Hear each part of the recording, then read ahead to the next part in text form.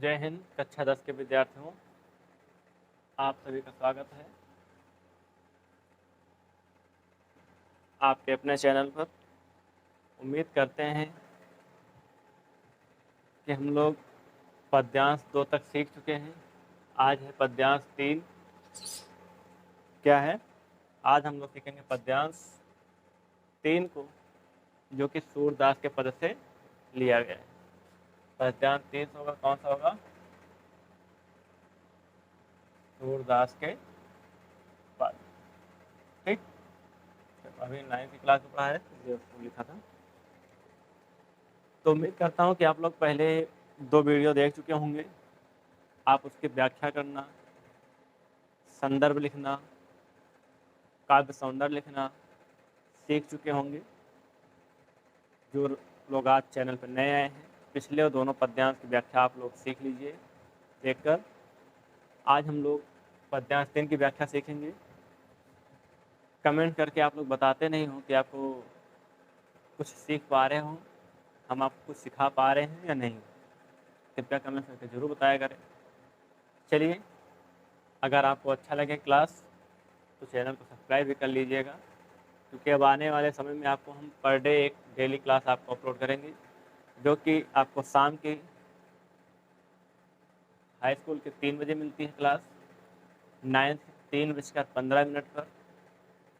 और 12th वालों के लिए भी हमने क्लास लगाया है, क्लास 12 के लिए, वो आपको मिलेगी 3:30 पर। ठीक है, ये आपको क्लासेस मिलेगी। तो आपके जो भी छात्र हैं, आपके जो भी संपर्क में हैं, चाहे वो 9 के हों, 10 के हों, 12 के हों, 11 के अभी हम नहीं चला रहे हैं, 11 का भी वीडियो अपलोड कर देंगे। तो आप लोग उनको बता दिए प्लीज़ कि आप लोग हिंदी यहाँ से पढ़ सकते हो, सीख सकते हो बड़े ही आसान शब्दों में। ठीक है, चलिए अब देखिए पहला क्या कह रहा है। अब इसको हम पहले पढ़ते हैं। पहला लिखा है पद्यांश 3 में, पूरा लिखा है कि किलकत कान घुटुरवन आवत, मणिमय कनक नंद के आंगन बिंब पकड़े बैधावत। पढ़िएगा आप लोग मेरे साथ। कबहु निरख हरि आप छाह तो, कर सो पकड़न चाहत, किलक हसत राजत दुरिदतियाँ, पुन पुन तिहि अवगाहत।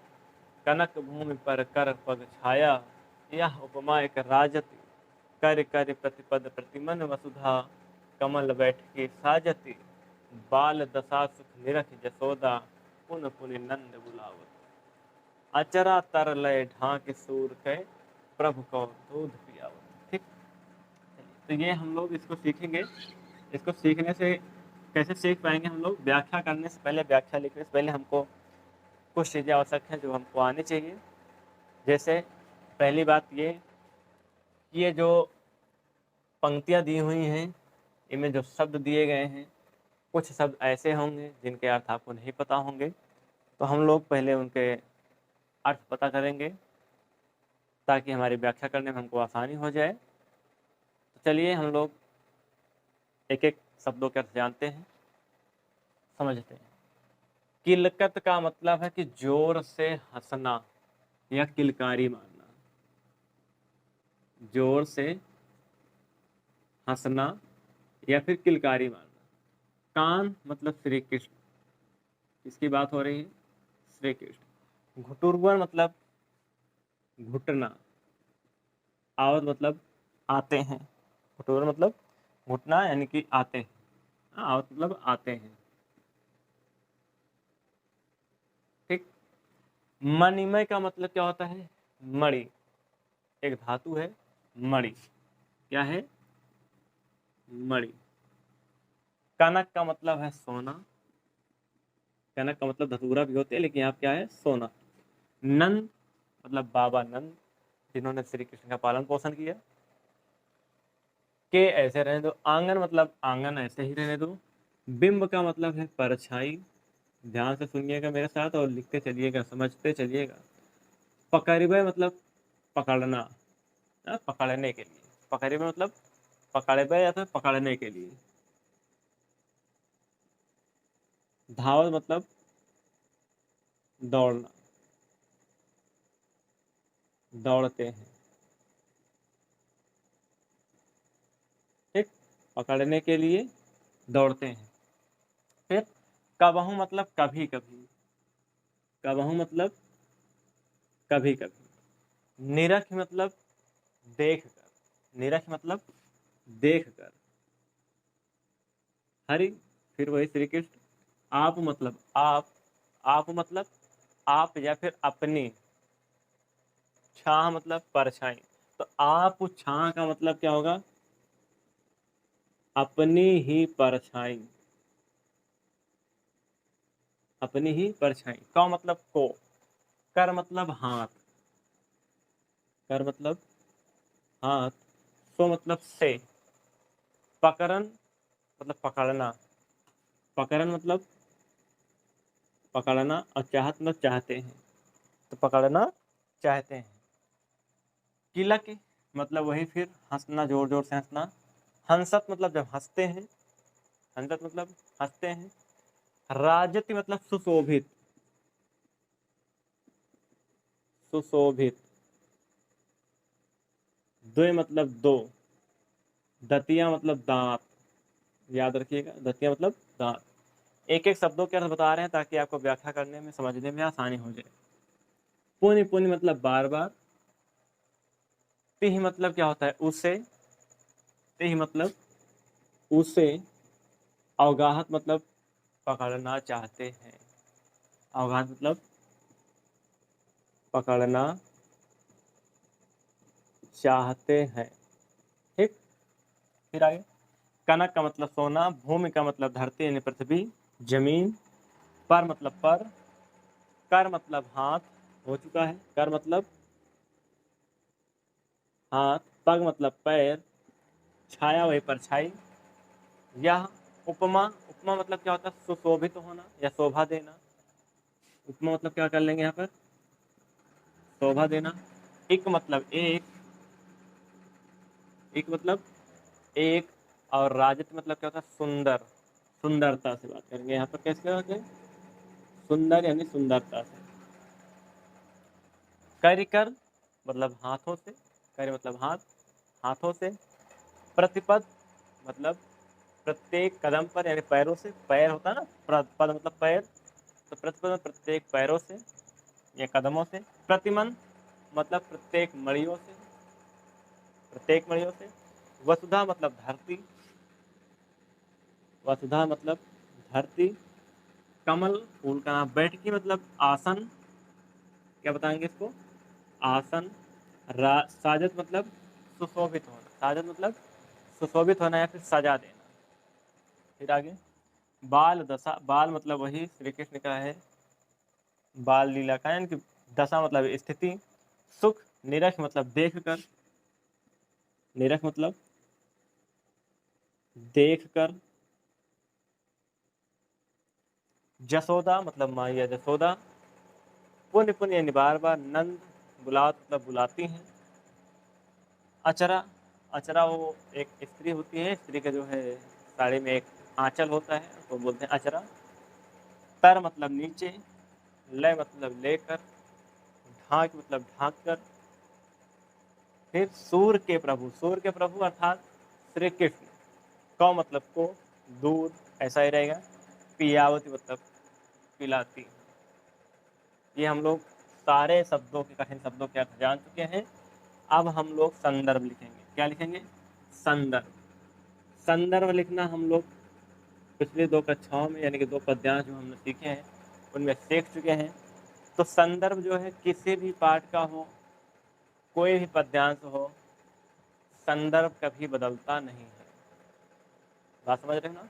एक बार संदर्भ एक पाठ का याद कर लो, वो हमेशा आपको काम देगा उस पाठ में। या फिर किसी भी पाठ का संदर्भ हो, हमको तीन बातें याद होनी चाहिए। एक, किताब का नाम या पुस्तक का नाम। दूसरा, पाठ का नाम। तीसरा, लेखक रचनाकार का नाम।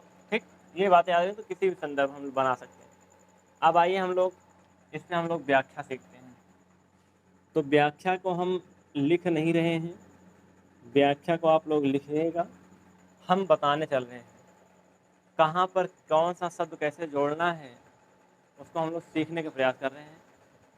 तो व्याख्या हेडिंग डालिएगा, डैश करके लिखिएगा कि प्रस्तुत पद्यांश में, इतना आपने जोड़िएगा, प्रस्तुत पद्यांश में कवि श्री सूरदास जी ने श्री कृष्ण के सुंदरता और उनकी बाल लीलाओं का बहुत ही सुंदर वर्णन करते हुए कहते हैं, बहुत ही सुंदर वर्णन करते हुए कहते हैं, इतना अपने जोड़ के लिखना है कि श्री कृष्ण, क्या कहते हैं, श्री कृष्ण भगवान किलकारी मारते हुए, श्री कृष्ण भगवान किलकारी मारते हुए घुटनों के बल आते हैं। या ऐसे लिखेंगे, देखो वाक्य कैसे भी बना सकते हो, कहीं से भी, बट उसका प्रसंग है, संदर्भ, भाव नहीं बदलना चाहिए। जैसे हम कहेंगे कि प्रस्तुत पद्यांश में कवि श्री सूरदास जी ने श्री कृष्ण के सुंदरता और उनकी बाल लीलाओं का वर्णन करते हुए कहते हैं कि श्री कृष्ण किलकारी मारते हुए घुटनों के बल चले आ रहे हैं।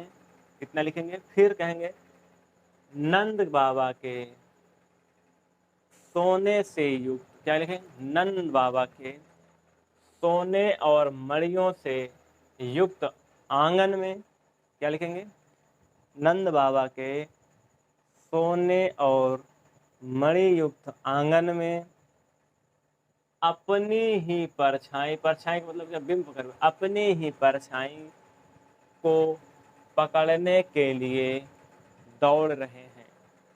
ना लिख लेंगे, फिर आगे लिखेंगे, क्या लिखेंगे कि कभी कभी, कबहू मतलब कभी कभी भगवान श्री कृष्ण, क्या लिखेंगे, कभी कभी बालक श्री कृष्ण या भगवान श्री कृष्ण अपनी ही परछाई को, अपनी ही परछाई को देखकर, अपनी परछाई को देखकर अपने ही हाथों से पकड़ना चाहते हैं, अपने ही हाथों से पकड़ना चाहते हैं।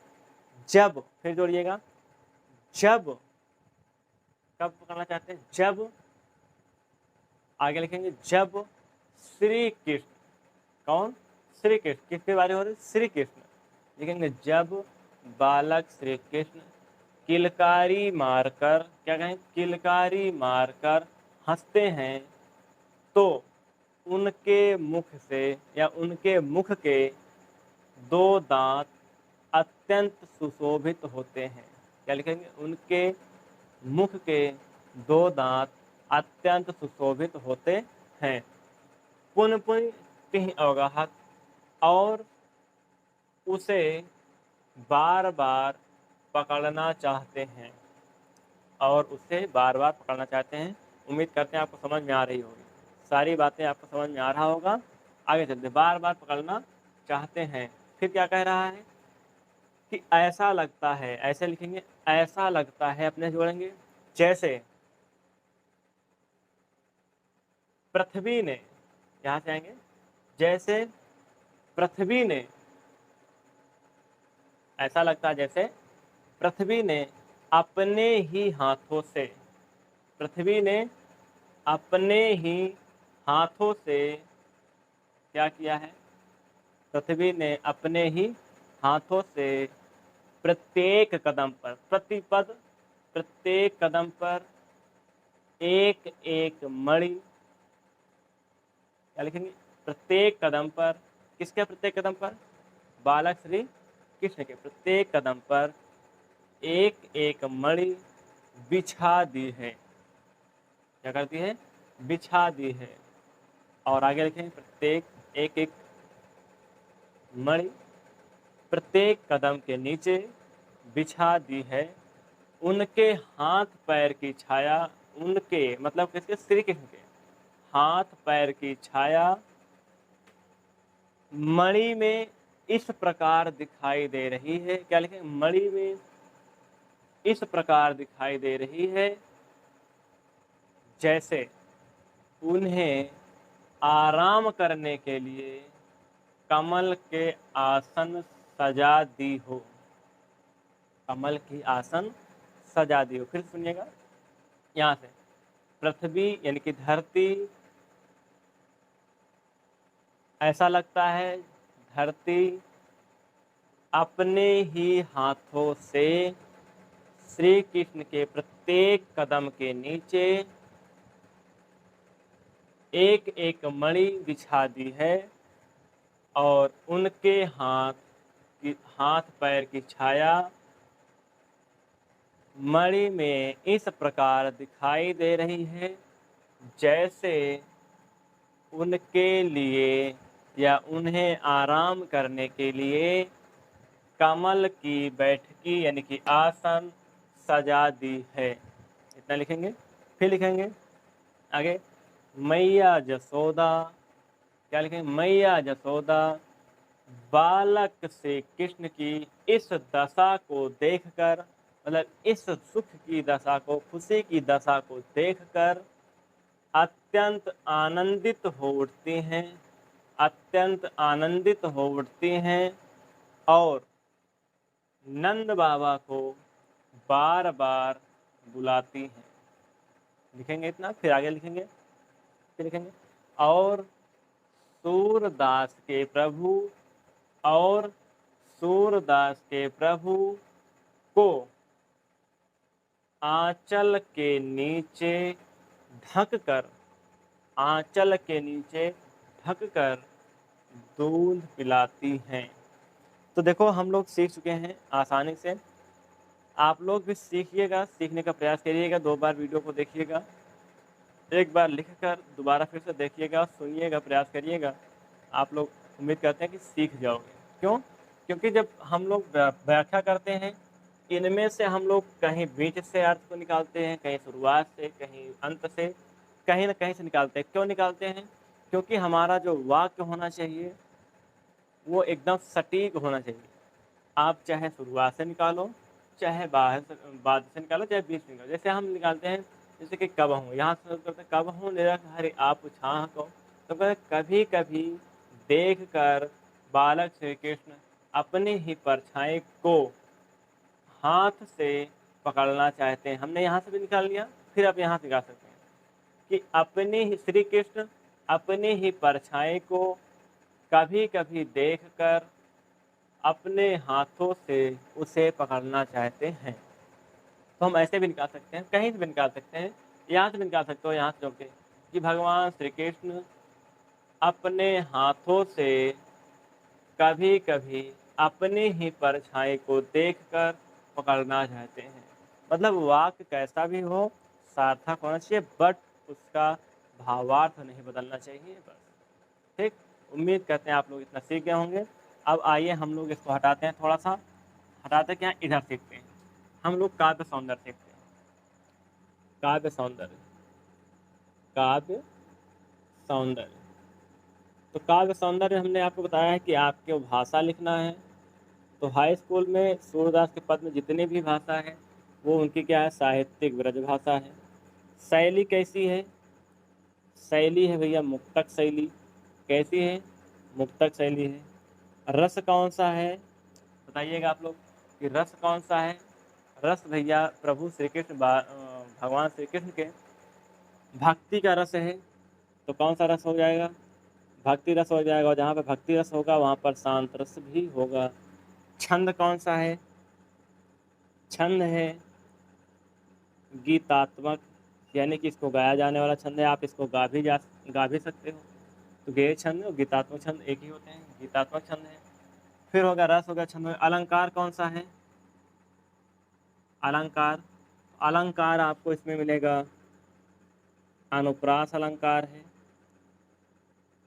रूपक अलंकार है, अनुप्रास है, रूपक है, और क्या है इसमें? पुनरुक्ति प्रकाश है, पुनरुक्ति प्रकाश है। आइए इन तीनों को हम लोग देखने का प्रयास करते हैं कहाँ कहाँ है। तो जैसे कह रहा है कि अनुप्रास अलंकार, अनुप्रास अलंकार कहाँ है? जैसे यहाँ देखिए किलकत कान, तो का के वर्णों की आवृत्ति हो रही है ना। फिर कहाँ है? फिर ये मणिमय कनक नंद के आंगन, तो ना की आवृत्ति हो रही है। फिर आगे कौन सा है इसमें? अब देखेंगे रूपक कौन सा है, तो कनक भूमि, कनक भूमि। तो कनक रूपी भूमि, सोने स्वर्ण जैसे भूमि है ना। प्रतिपद यानी कि मणि है। एक आइए हम लोग देखेंगे। फिर हम लोग देखेंगे कि यहाँ पर पुनरुक्त प्रकाश कहाँ है? पुनरुक्त प्रकाश क्या होता अलंकार होता है जहाँ पर एक शब्द की आवृत्ति दोबारा हो जाए। पुण्य पुण्य हो गया, एक यहाँ पुण्य पुण्य है, कर हो गया, ये हो गया, है ना। तो ऐसे हम लोग देखेंगे, एक पुण्य पुण्य यहाँ भी है। जब एक शब्द दो बार आ जाए और उनके अर्थ ना बदले, मतलब अर्थ एक ही रहे, तो अब पुनरुक्त प्रकाश अलंकार हो जाएगा। तो आप लोग सीख चुके होंगे। अगर यहाँ पे हम लोग गुण की बात करें तो गुण कैसा है? माधुर्य गुण है। माधुर्य क्या मतलब क्या है? प्रसाद गुण है। ठीक, ये आपको सारी चीज़ें लिखी है काफ़ी सुंदर। उम्मीद करता हूँ आप लोग को समझ में आया होगा। तो आज के लिए इतना ही। जय हिंद।